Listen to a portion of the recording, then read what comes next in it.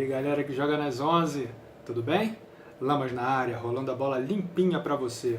Oferecimento de Estação Provida, saúde, arte, desenvolvimento humano. Hoje eu venho com uma história, uma partida sensacional, uma reação histórica do Goiás contra o Santos de Pelé. Aguarda que essa fica para o fim do vídeo, tá bom? Vamos começar falando aqui do Palmeiras, né, que é o novo líder do Campeonato Brasileiro, mesmo atuando em várias partidas com um time misto.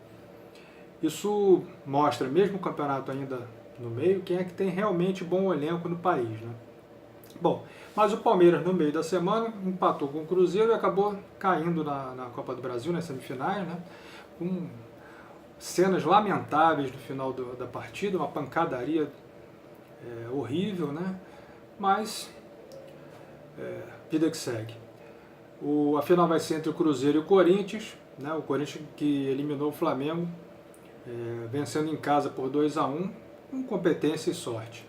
Essa derrota determinou a saída do Barbieri do Flamengo e a contratação de Dorival Júnior, que não tinha tido uma boa passagem pelo Flamengo na vez anterior, que foi justamente no início da gestão do Bandeira de Melo. Bom, o Flamengo tem caído, né, muito de produção. Na estreia do Dorival, não dá nem para culpar o treinador, mal chegou, foi apresentado no mesmo dia da partida contra o Bahia, no sábado, e o 0-0 mostrou que o time está muito fraco, está caindo muito de produção. Alguns jogadores como o Lucas Paquetá, principais jogadores do time, têm caído muito, né? Atuações muito ruins nas últimas partidas. E, bom, a sorte é que o Cruzeiro, o sétimo colocado, está muito distante na tabela, mas é bom tomar cuidado para não ficar fora da Libertadores. Se bem, para os otimistas, né, o Globo hoje publicou uma matéria mostrando que em 2009, o ano da última conquista do Flamengo, nessa altura do campeonato, o Flamengo estava em sexto e a 10 pontos do Palmeiras. O Palmeiras era o líder naquela ocasião, com 53 pontos, o Flamengo estava com 43, 10 pontos a menos, e conseguiu se recuperar, ganhando 24 pontos nas últimas 11 rodadas e foi campeão. Só que dessa vez não tem Petkovic nem Adriano, né? Bom, outro destaque negativo nessa rodada, o destaque negativo dessa última rodada do Campeonato Brasileiro foram os árbitros, né? A marcação de pênaltis inexistente. Um decidiu a partida a favor do Santos no finzinho do jogo contra o Atlético Paranaense lá na Vila Belmiro. Um outro pênalti marcado a favor do Inter. No fim das contas, acabou compensando um gol mal anulado, né, na vitória de 2-1 sobre o Vitória. E o Cruzeiro acabou não comprometendo muito porque o Palmeiras ganhou por 3-1. Mas, de qualquer forma, os trios de arbitragem vão ser reavaliados de acordo com o chefe de arbitragem. Lá na rabeira da tabela, o Vasco continua sofrendo, empatou ontem em 1-1 com o Paraná, que já está praticamente rebaixado. E saiu da zona de rebaixamento, o Vasco saiu da zona de rebaixamento por apenas um pontinho, e é bom ficar bastante atento. A imensa torcida vascaína vai sofrer muito até o fim do campeonato.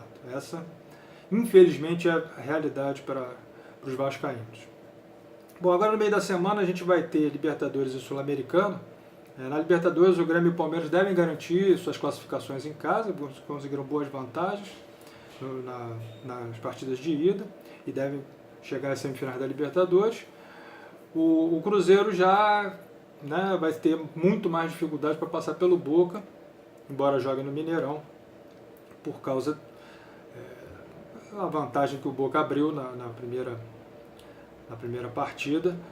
Foi muito grande, 2-0, e eu torço muito para que o Cruzeiro consiga jogar muita bola e vencer o Boca Juniors, eliminar o Boca Juniors, que já era para ter sido punido por causa da escalação irregular do Ábila na partida contra o Libertad do Paraguai, e ainda foi beneficiado com a expulsão do Dedé no primeiro jogo. A partida estava 1-0 naquela ocasião, né? E o Cruzeiro pressionava em busca do empate, estava jogando melhor, e acabou que o Boca fez o segundo gol e gol de 2-0. Só lembrando que na outra semifinal estão se confrontando Independiente e River no primeiro jogo. Lá em Avellaneda foi 0-0 e eles jogam hoje no Monumental de Nunes. Daí sai o adversário do Grêmio. Né? Bom, na Sul-Americana, o Botafogo e o Bahia se enfrentam amanhã no Engenhão. O Bahia tem uma pequena vantagem por ter ganho de 2-1 em Salvador. E o Atlético Paranaense e o Fluminense devem se classificar com facilidade porque conseguiram vantagens boas fora de casa, com vitórias de 2-0. O Atlético Paranaense sobre o Caracas e o Fluminense sobre o Deportivo Cuenca. Bom, hoje eu vou contar a história aqui do Goiás, né, que está na vice-liderança da Série B do Campeonato Brasileiro e tudo indica que no ano que vem estará de volta à elite do futebol brasileiro. Então vou contar aqui uma história de um jogo contra o Santos, do Pelé, Carlos Alberto Torres, Clodoaldo, o Edu, né, um timaço que o Santos tinha, válido pelo campeonato, na época era o Campeonato Nacional, né, de 1973. A partida foi realizada no Pacaembu, já em 74, no dia 6 de fevereiro. Aquela época acontecia muito isso, né? Os campeonatos começavam num ano e terminavam no outro, não porque tinha um calendário semelhante ao europeu, não. Atropelava tudo. Isso ocorreu, se não me engano, até o Campeonato Brasileiro de 88. Bom, mas nós estamos falando do Campeonato Nacional de 73. A partida foi disputada no dia 6 de fevereiro, como eu falei, e o Santos começou o jogo com tudo, abriu 3-0 com facilidade, com 3 gols do Nenê, o atacante Nenê. Já aos 37 minutos de jogo estava 3-0 para os santistas. E o Nenê ainda fez mais um, numa jogada do Pelé, mas o árbitro anulou esse gol. Né? E quando a partida estava indo para o intervalo, o Paguete descontou para o Goiás e o placar ficou 3-1.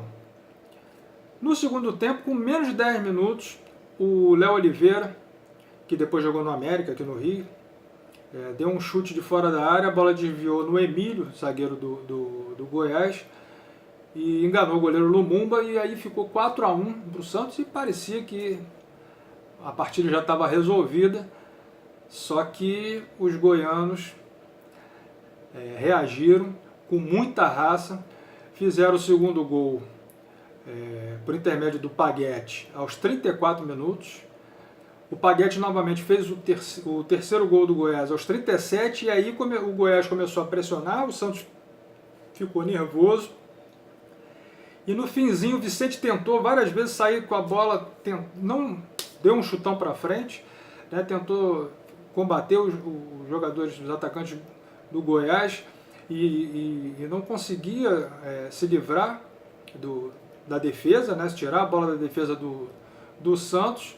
E a bola acabou indo para o Lucinho dentro da área e ele empatou aos 45 minutos do segundo tempo, num empate, né, heróico do Goiás, em 4-4 com o Santos lá no Pacaembu, uma partida histórica. O técnico do Santos era o Pepe e o técnico do Goiás era o Dino Sani.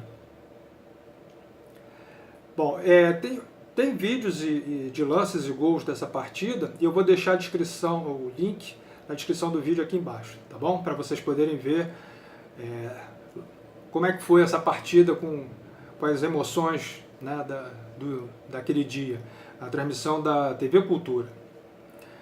Bom, antes de terminar o Lamas na Área de hoje, eu queria deixar um recado, já que no próximo domingo nós vamos ter o primeiro turno das eleições, e eu acho que seria muito bom você olhar muito bem o currículo da pessoa em quem você pretende votar. Tá?